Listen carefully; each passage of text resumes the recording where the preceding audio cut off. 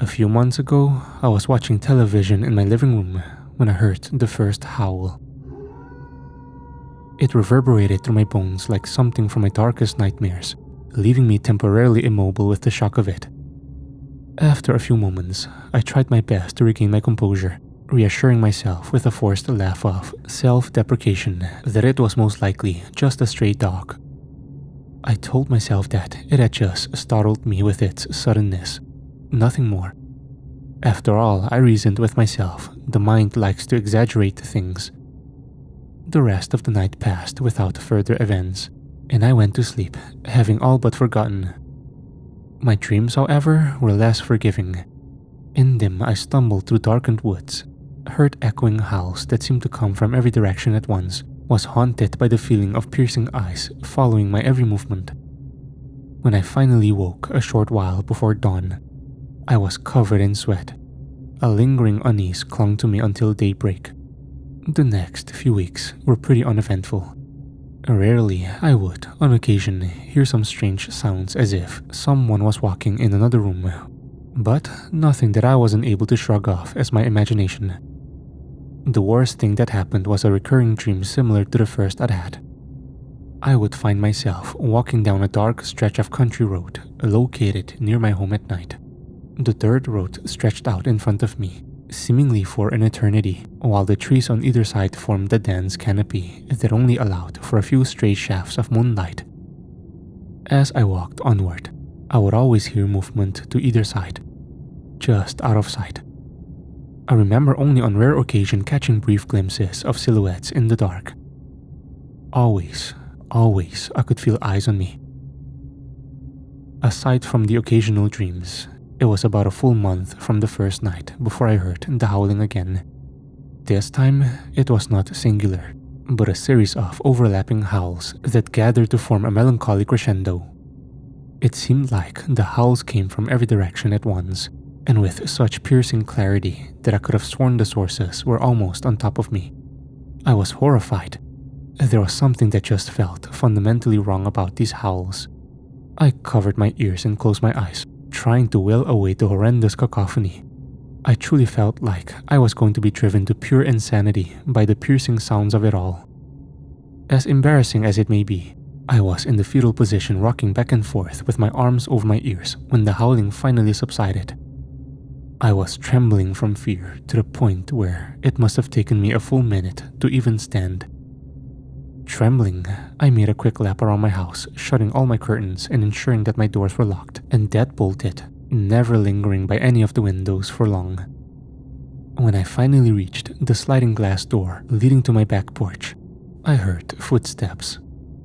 I was just barely able to see the black silhouettes that broke up the faint glow of the moon on my porch. At the lights on in the room, I probably wouldn't have even noticed until I was only inches away.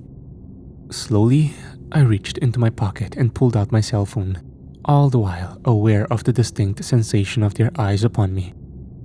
I took one quick picture as my hands trembled, then slowly backed away, unable to stop gazing into those eyes, which burned like the coals of hell itself.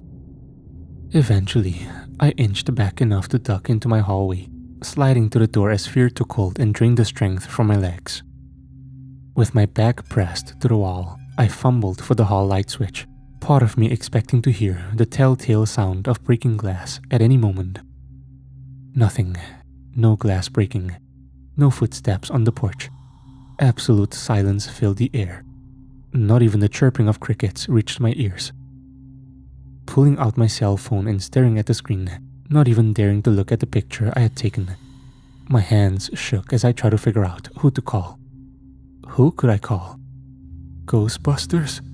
I whispered aloud to myself after a moment, trying to force myself to calm down with a bad joke. The cracked mockery of my voice that came out of my mouth only served to solidify my fear. I remember thinking about what I had just seen. Could I really call a friend, family member, or even the authorities? Even worse, the gate to the driveway was almost half a mile away, and I would have to go to my car and drive the distance to let anyone in. In the end, I crept to the other side of the hall, cautiously entering my room and retrieving my CZ-52 pistol. I sure as hell wasn't going to look for a fight, but I decided that I wasn't about to die without one either. I ended up sitting there against the wall until morning, only mustering the strength to lean against the corner and look out the sliding glass door when the room was bright from the sun's rays. The porch was empty. With gun in hand, I made a few laps around the house, feeling slightly more confident with the comfort of the sun. The area was clear. I didn't even find any tracks. Over the next few weeks, I was haunted by the same dreams of being stalked as before. I could see the silhouetted figures more clearly in the trees now, as if they were getting closer. They never howled in my dreams. They barely even made a sound as they crept along and shadowed my movements. A call to animal control revealed little except that a few people reported hearing howling as well. They said that it was normal of coyotes and that the light had played tricks on me. Unconvinced, I made a habit of locking and bolting my doors as soon as I got inside and was always indoors by dusk, with my sidearm always at the ready. I used the internet to try and figure out what could be going on. I poured through information about Canidae, Canis lupus, Canis lupus familiaris, Canis latrans. I researched all of them. What I saw did seem like a wolf or coyote, but those eyes, those howls, they were just so unnatural and unnerving that I couldn't accept this. Then there was the picture, that blurry picture from my cell phone that showed what I could only pray was a trick of the light. It was as if the creatures exuded tiny tendrils made of shadow that writhed in the air around them. I could only hope they were diseased or covered in wet and knotted hair. A part of me knew there wasn't such a clear-cut and simple explanation to this, however. Despite wanting to remain skeptical, what I had seen and heard led me to suspect there was something supernatural and malevolent about these things. Searches led to stories of barghists and black shuck, mythical black dogs that are said to roam the English countryside as harbingers of death. I hated to even imagine this as a possibility, that my own death was just slowly stalking me until the time was right, that my end was near. Trying to allay my fears, I posted the picture I had taken on various forums, ranging from ones about wolves and wild dogs to those dedicated to the occult and supernatural. It seemed that every time I told my story, I was either met with ridicule or nutjobs who linked it all to ludicrous things like alien plots.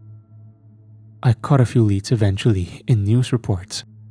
Stories started popping up from nearby towns of people committing suicide or being attacked by wild animals, people who had reported of hearing eerie howls, much like I had. The sites were spread apart and seemingly randomized, but I kept up my search for similar incidents. I had to find something that would prove to myself that I wasn't simply losing my mind.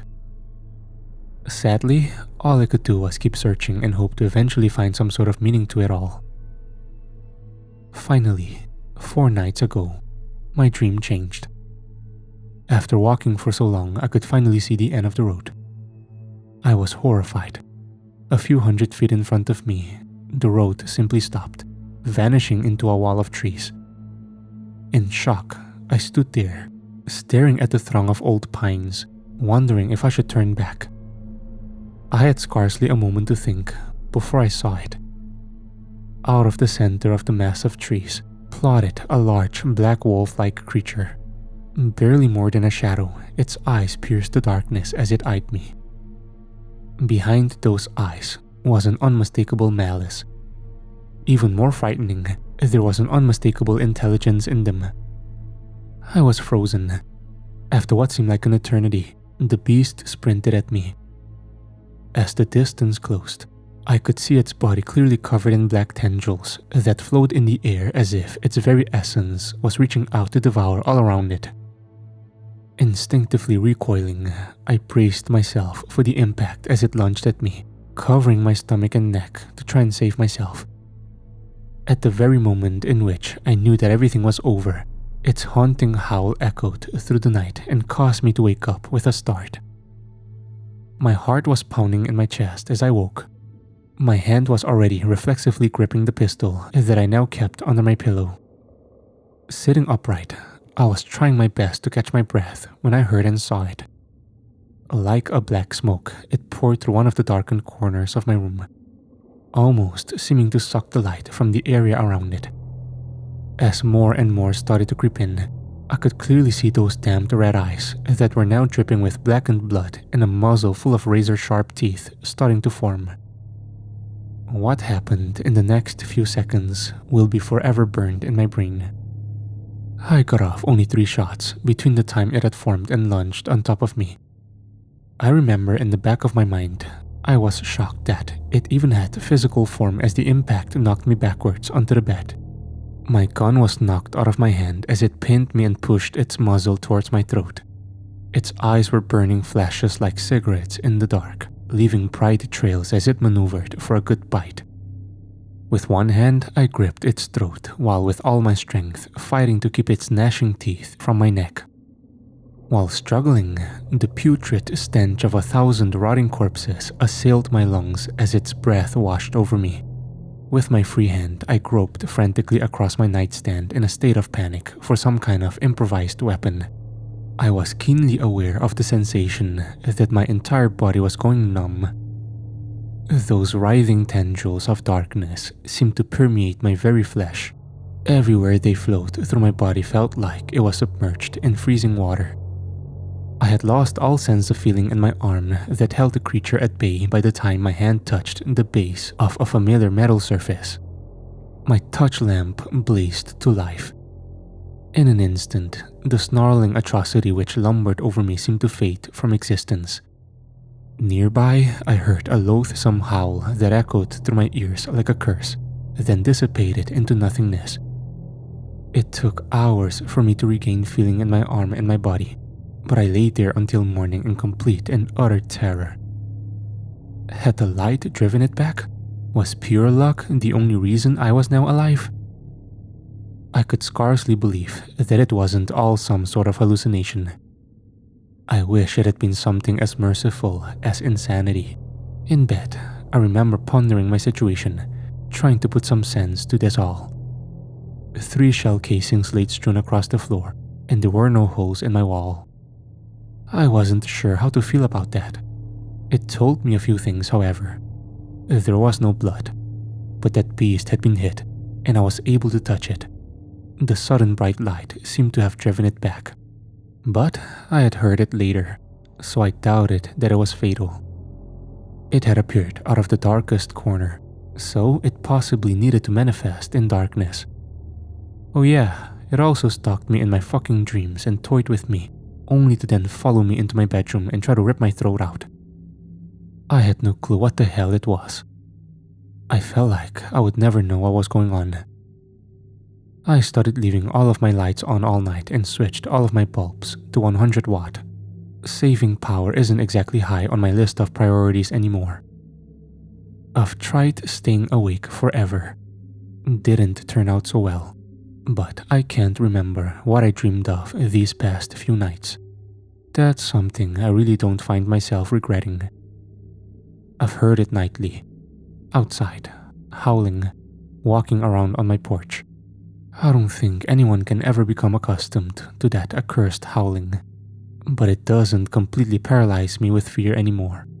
It may not have been much progress, but it is something. Last night, I had a bit of a breakthrough, although it doesn't really help my current situation. I'd long ago assumed there wasn't any chance of actually getting a serious response in any of the forums I had visited and given bits of my story to. But last night, I received an email from an alleged government worker. It seems I'm not the only one with first-hand experiences. He has been dogged, if you forgive the pun, by these same beasts for some time now as well. But unlike myself, he was able to dig up some information from classified documents that I would never have been able to get. At first, I was extremely skeptical, until I began to read through the information he had sent me. Too many pieces fit into place for it to be sheer coincidence or him making things up. Although it is a lot of data to process, I'll relay the story as it was told to me. Over the past few decades, dogs have been the focal point of a myriad of scientific experiments.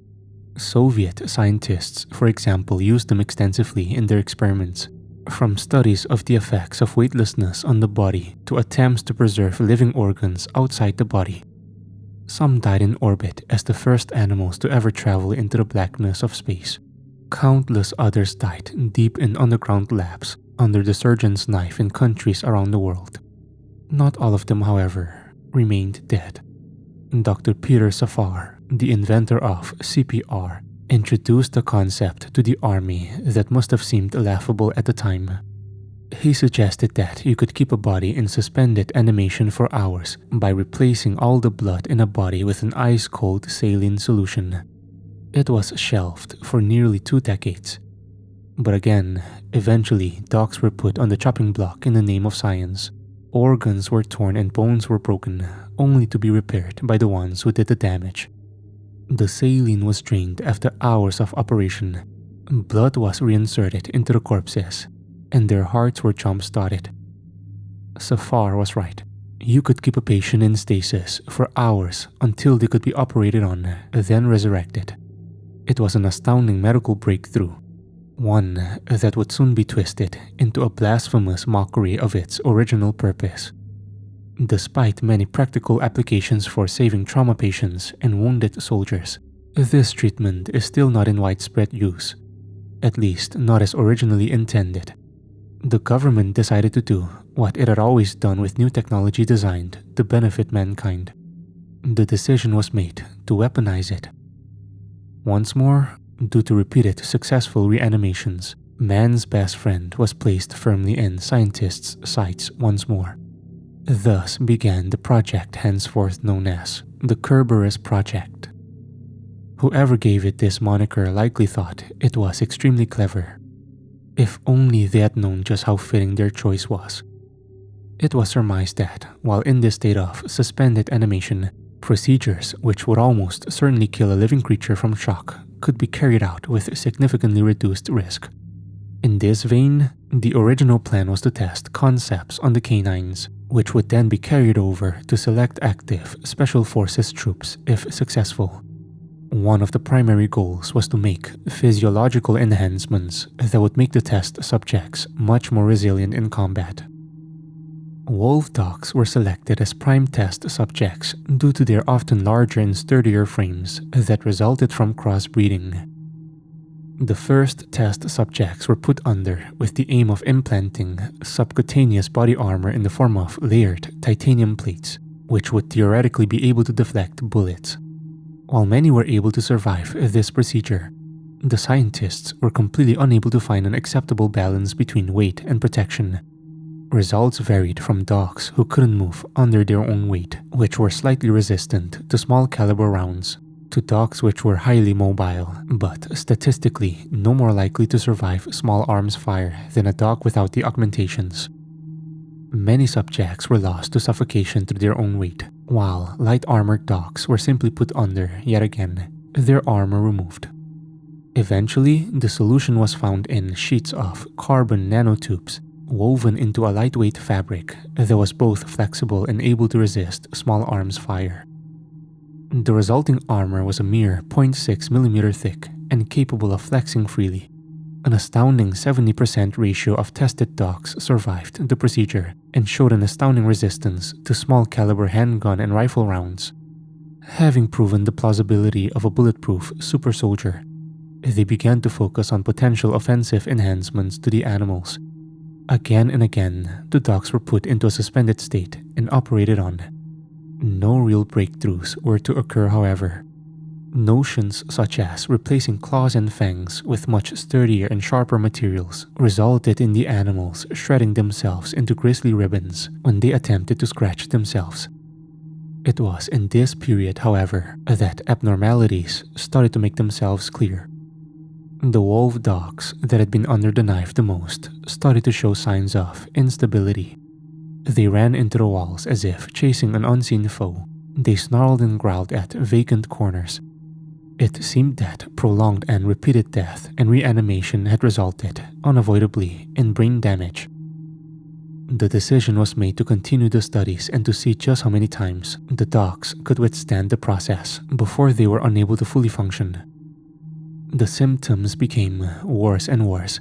The dogs seemed to stare at things that weren't there. Their ears began to twitch as if listening to sounds unheard. Speculation arose that the animals had begun to hallucinate as a side effect of brain damage. But the tests were not interrupted. In time, every single of the surviving dogs displayed erratic behavior to some degree.